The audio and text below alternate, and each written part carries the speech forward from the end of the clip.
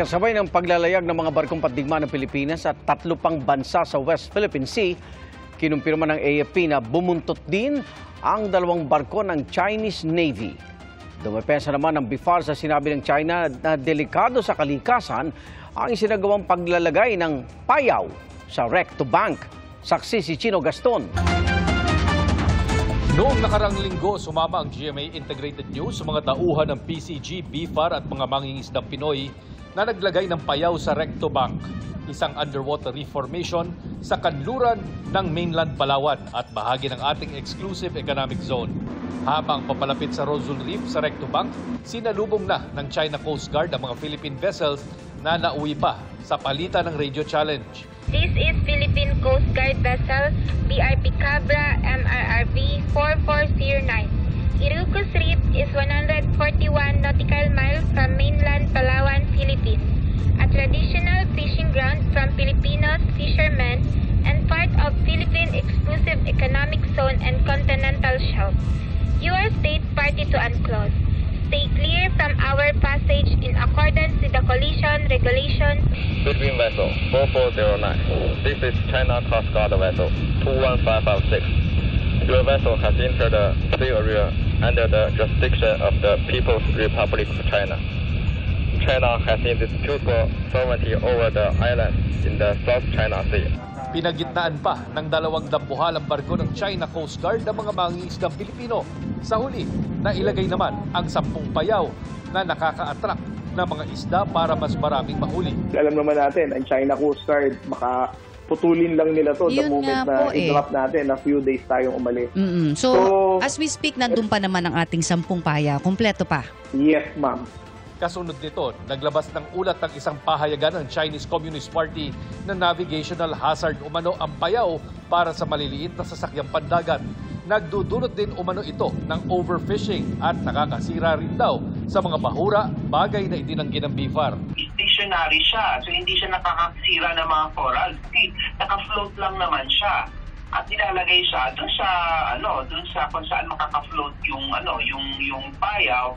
So usually hindi ito sa mga coral reefs. So sustainabling pamamaraan itong paglalagay ng payaw. Kung ang ginagawa po ng Pilipinas ay crushing the corals or gumagawa ng artificial islands, pwede sigurong sabihin ng China na tayo ay nakakasira sa kalikasan.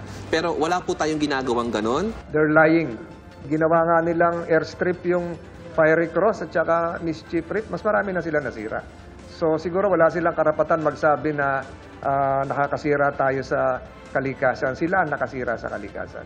Nitong weekend din, sabay-sabay naglayag ang mga barkong pandigma ng Pilipinas, Amerika, Australia at Japan bilang bahagi ng Multilateral Maritime Cooperative Activity o MMCA.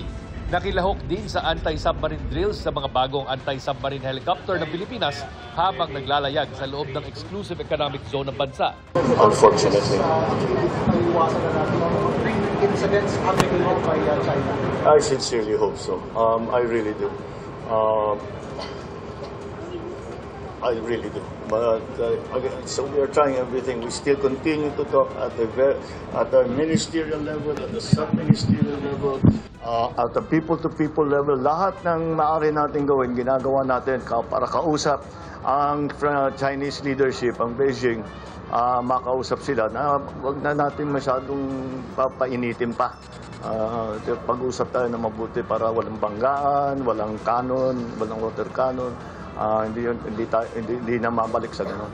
Sa parehong araw ng MMCA, nagsagawa rin ng Naval and Air Strategic Patrol ang China ayon sa kanilang Southern Theater Command.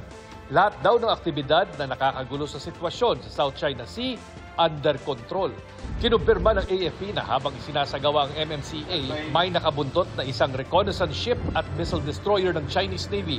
Nakalapit daw ang Chinese warship sa 6 nautical miles pero wala na itong ibang ginawa.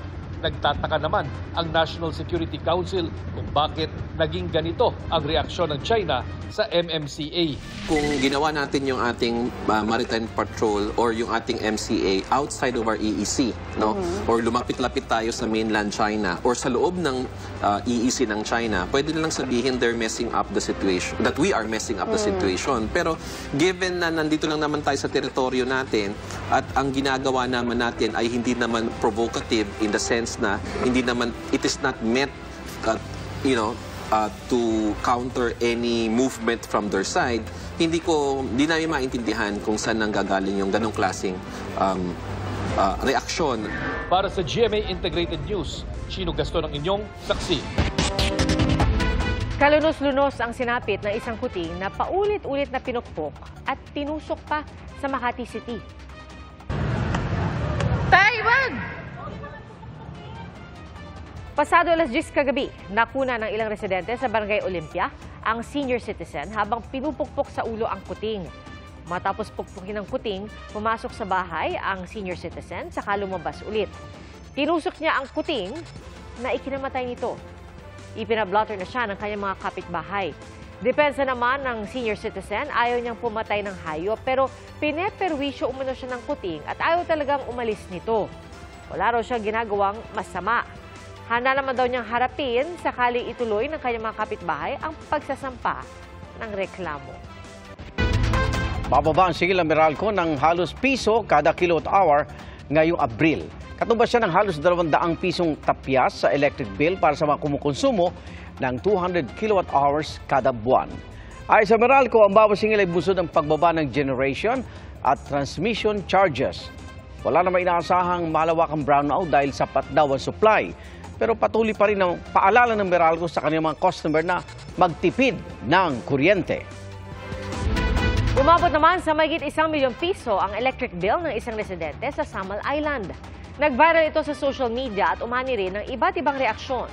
Humingi naman ng tawad ang Northern Davao Electric Cooperative Incorporated dahil nagkamali umano sa pagbasa ng metro ang kanilang tauhan. Nasa 1,500 piso lang dapat ang bill ng customer. Dagdag pa nila, isolated case ang nangyari at hindi nila intensyon na manloko ng customer. Kasunduan tungkol sa lupang ginagamit ng Socorro Bayanihan Services Incorporated o SBSI, kinansila na ng DENR. Ang SBSI, ang grupong inirereklamo dahil sa umunoy pang-aabuso at sapilitang pagpapakasal sa mga batang miyembro nila. Ang base ng grupo na Sitio Kapihan, nakatayo sa lupang nasa loob ng protected area sa Surigao del Norte. Ayon sa DENR, maraming paglabag ang grupo sa paggamit nila ng lupain. Kabilang ang pagtatayo ng mga estrukturang hindi umano naaayon sa Protected Area Management Plan, gaya ng gymnasium, wave pool at istasyon ng radyo. Tiniyak naman ng DENR na magiging makatao ang isasagawang pagpapaalis sa mga residente. Sinusubukan pa ng GMA Integrated News na makuha ang panig ng SBSI. Di bababa sa 5 milyong piso at iba pang salapi, mga Chinese passport at mga tin ID na tila pangdayuhan ang pangalan at litrato. Nakuha sa vote ng ni-raid na umunoy scam hub sa Bamban, Tarlac. Nitong Marso, ni-raid ang compound ng Zunyuan Technology, bunsod ng mga sumbong na illegal detention at pananakit sa kanilang mga empleyado. Bumuo na ng task force ng DILG para imbestigahan kung may kinalaman o pagpapabaya ang LGU officials ng Bamban sa pag-operate ng scam hub. Ayon kay Senator Sherwin Gatchalian, may mga hawak siyang dokumento na nagsasabing ang kasalukuyang mayor ng Bamban na si Alice Guo ang nag-apply umano para sa prangkisa at lisensya ng Pogo base sa resolusyong ipinasa ng Sangguniang Bayan ng Bamban noong 2020.